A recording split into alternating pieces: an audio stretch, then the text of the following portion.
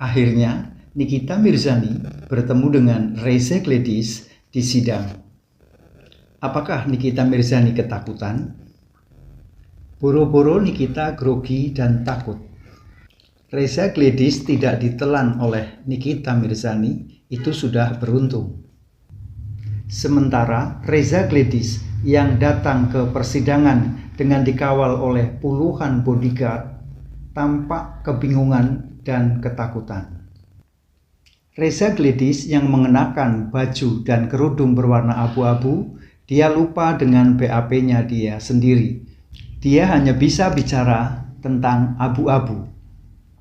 Omongan gue yang mana yang gak pernah ada buktinya, dan feeling gue yang mana yang gak pernah meleset. Soalnya kalau gue udah berani speak up, bukan sekedar ngomong doang. Lagian kalau ngarang cerita, itu kan skill lu, bukan skill gue. Lagian kalau ngarang cerita, itu kan skill lu, bukan skill gue. Anda bermasalah secara pribadi dengan Nikita Mirzani? Betul. Terkait dengan Anda punya diri, kredibilitas apa yang Anda persoalkan di sini? Saya dikata-katai saya abu-abu. Jangan dipercaya, yang jualnya dokter tapi dia penipu. Dia dokter sekolah mahal-mahal tapi nipu masyarakat. Anda abu-abu artinya apa ini abu-abu? Anda Coba tanyakan kepada terdakwa. Anda abu-abu apa? Siapa yang udah nonton persidangan abu-abu? Gue udah nonton dan menurut gue ini lucu banget karena dia ngomong kayak anak kecil ngambek gitu ya. Saya dibilang abu-abu, terus habis itu waktu ditanya maksudnya gimana abu-abu gitu, terus dia malah kayak ngambek-ngambek gitu jawabnya. Dan posisinya itu dia lagi pakai kerudung abu-abu. Jadi kayak menurut gue ini lucu banget. By the way, gue cuma pengen ngingetin aja, ketika kalian dalam persidangan, kalian itu harus fokusnya ke BAP kalian ataupun laporan kalian, bukan ke hal-hal yang di luar itu. Kalau misalnya BAP lu fokusnya itu adalah kepada pemerasannya gitu ya, lu nggak perlu sakit hati terhadap omongan-omongan orang tersebut di luar kasus pemerasan itu. Mata abu-abu. Jangan dipercaya, yang jualnya dokter tapi dia penipu. Dia dokter sekolah mahal-mahal tapi nipu masyarakat. Anda abu-abu artinya apa ini? Coba tanyakan kepada terdakwa. Anda abu-abu apa? Karena ini pertama kali ketemu. Gimana ya, kalian lihat ya, ini adalah BAP-nya Reza, lakinya dan para saksi. Saya baca dan saya pun ketawa di sini. Kenapa dengan BAP ini saya bisa ditahan begitu lama? Apa penyebabnya? Ada apa ini? Ami gimana Mi? Ya, kalau ngapain marah kalau bukan abu-abu? Kata dempul menjatuhkan dan dibahas Ya, ngapain marah kalau yang ada? sih jatuh.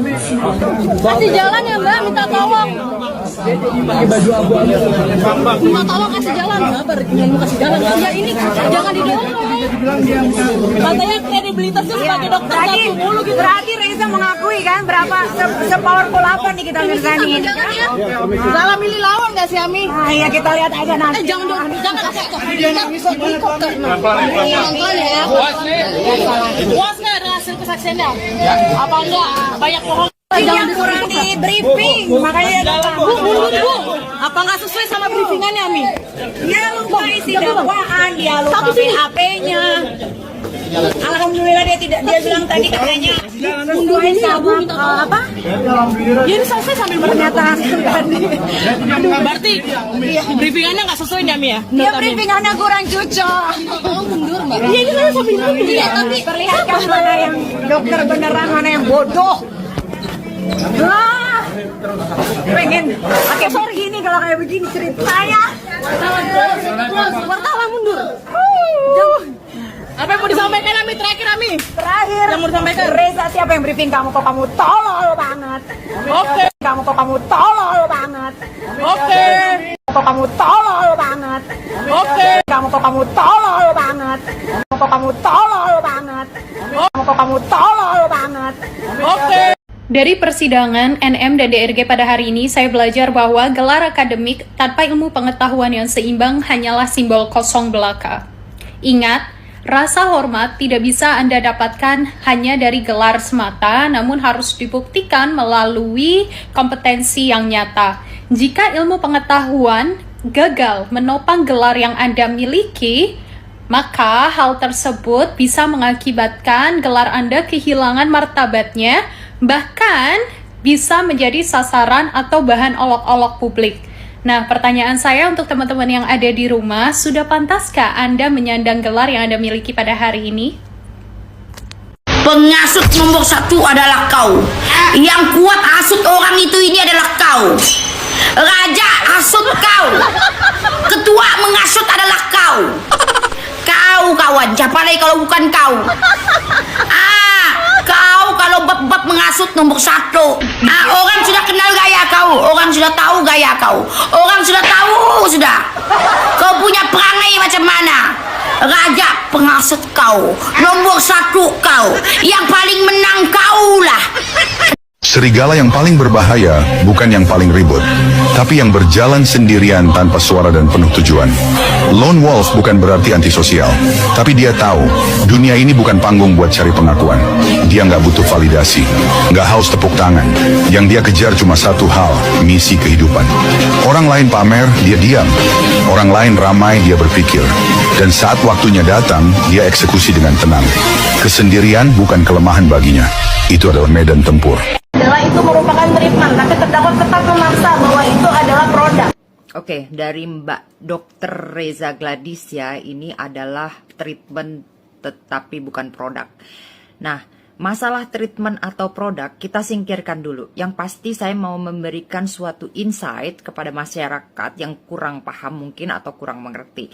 Alat treatment apapun itu di satu klinik atau di suatu rumah sakit atau di manapun itu tempat-tempat yang merupakan adalah tempat treatment kesehatan dan lain-lainnya, semua alatnya sebelum dipakai harus didaftarkan dulu di Kemenkes. Ada VT saya yang satu lagi sudah mengatakan hal tersebut. Apapun itu, jadi ada yang namanya kalau alatnya itu harus ada izin edar, izin pakai, dan izin dari Kemenkes. Kalau obat dan makanan itu dari BPOM. Kalau yang skalanya pabrikan, kalau skalanya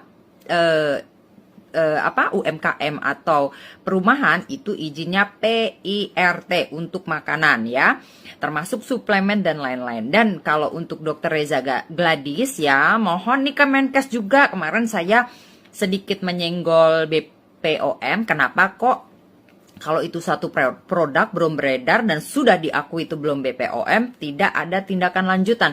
Nah sekarang beliau nih si Mbak Dr. Reza Gladys ini mengatakan kalau itu alat treatmentnya, alatnya, apakah sudah ada izin dari Kemenkes untuk dipakai atau diedarkan? Nah itu juga jadi masalah. Kalau dia mengedarkan obatnya, suplemennya atau krimnya apapun itu namanya itu dari BPOM. Nah itu jadi double dong.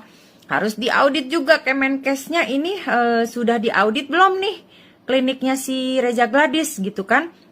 Lalu untuk klinik juga itu harus saat dia buka klinik kan itu harus mengurus suatu izin. Dari izinnya itu harus disebutkan treatment apa saja yang boleh dilakukan di klinik ini. Ya, di klinik ini. Misalnya treatment A, B, C lah banyak banget ya. Itu apa saja treatment yang boleh dikerjakan di situ, dan didaftarkan juga alat-alatnya. Alat-alatnya itu pun nanti berhubungan juga ini karena di Indonesia kalau tidak salah harus ada izin halal, izin ini. Dan pertama kali ya udah nggak usah jauh-jauh yang namanya izin Kemenkes dari dinas kesehatan setempat apakah sudah ada gitu. Dan itu harus panjang ini nanti. Dr. Reza Gladys ya.